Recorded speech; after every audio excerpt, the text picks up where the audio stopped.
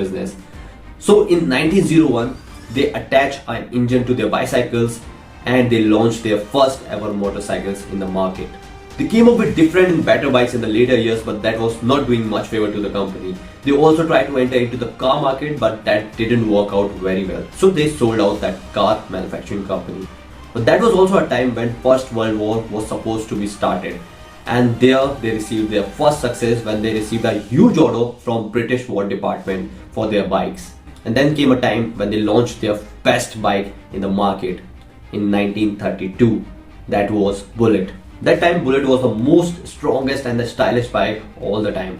Abhi bhi hai. This bike worked as a fuel to grow this company, and Bullet is the only model that is still available in the market even after 90 years. And again another world war was supposed to be started, and they received a huge order from British War Department for their Royal Enfield bikes. And that time Royal Enfield Bullet was used in huge number in that war. And most interesting point, उस time पर Royal Enfield Bullets को airplane से direct उतारा गया था war ground में. But that was also the time when normal person start thinking that Royal Enfield can be used only for war purposes or military purposes. It has no use for daily life.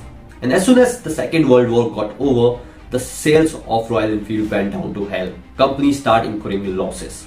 Till that time, Royal Enfield didn't enter into the Indian market.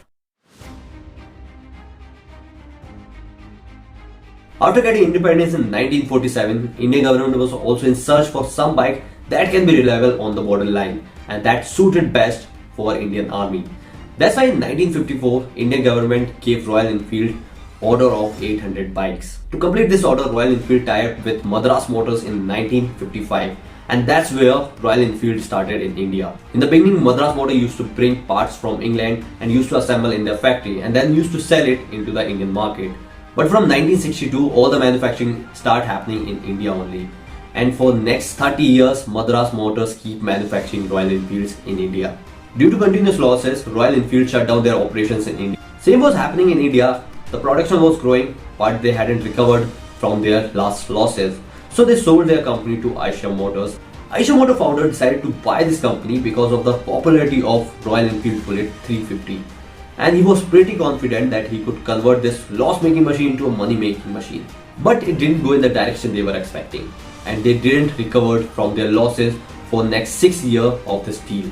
Eicher Motor was thinking to shut down this vertical, and that time Siddharth-lal came into the story, who was a mechanical engineer and who was very passionate about bikes. To save Royal Enfield from getting shut, he asked board members to give him some time, and from 2000 onward, Siddharth-lal took all the responsibility to grow Royal Enfield. And within few years, Royal Enfield became the king of mid-range bike segment in India.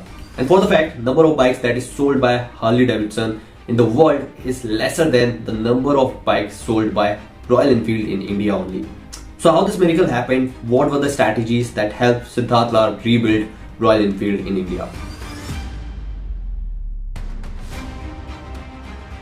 Siddharth-lal was a bike enthusiast. He was furious by the fact that even after having so much reliability and popularity among youth and among people, the bike sales were not growing. He started looking Royal Enfield from customer perspective and traveled thousands of kilometers on Royal Enfield. And then he understood few things that was required in their bikes to improve. He took immediate action on those points. Royal Enfield used to have kick starts on their left side that was changed to right side, and later also the self start was introduced. They also make some more minor changes in their bike, keeping the thinking to give the same feeling of their bike to the customer. And it's all about design and the feel that makes Royal Enfield Royal Enfield. Second challenge was same as we discussed previously.